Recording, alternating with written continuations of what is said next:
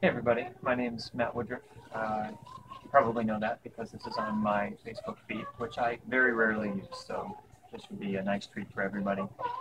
My brother, Patrick Woodruff, called me out yesterday for the ALS Ice Bucket Challenge. Now, my understanding is that when you get nominated for the ALS Challenge, you have 24 hours to either dump a bucket of ice on your head and then nominate 3 other people to do it, or alternatively, you can give the ALS Foundation $50.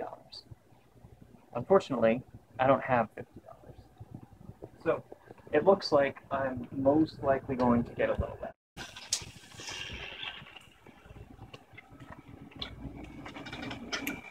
So I figured if I'm going to get a little wet anyway, I suppose we might as well throw in some science.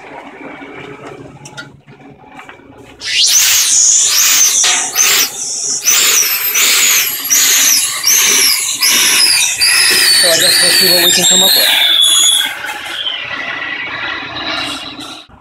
with. So what Patrick failed to realize was he just happens to hit me on the day that I am required to turn in my thesis to get my PhD from Harvard Medical School, where I have been a student for almost 6 years now. And that's going to allow me to get out of here.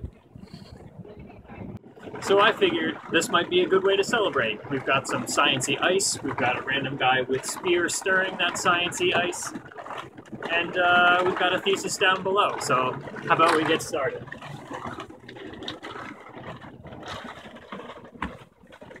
Before we actually get this done, I thought I'd mention that I took a look at the actual NIH, National Institute of Health numbers for ALS just before doing this, and this has been a fantastic cause. It's raised about $40 million for ALS, which is great. It's also interesting in that it's almost exactly the amount that the NIH plans on funding scientists to do ALS through the National Institute of Health this year.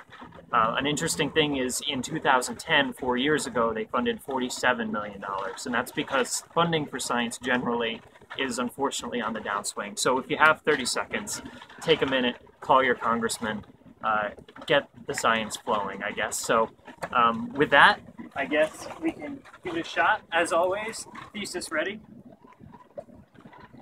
Safety first.